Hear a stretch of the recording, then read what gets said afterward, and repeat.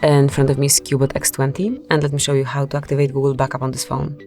So at the very beginning, you need to locate and open Settings, then scroll down to the very bottom of the list and click on System.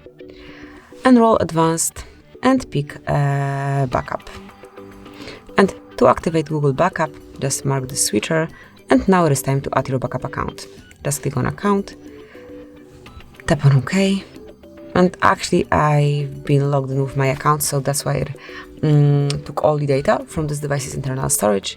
It didn't even ask. However, if you don't have Google account yet, like it is not connected with this device, you'll be able to provide your email address or phone number, whichever is connected with your Google account, and then provide the password to apply this particular account as your backup account.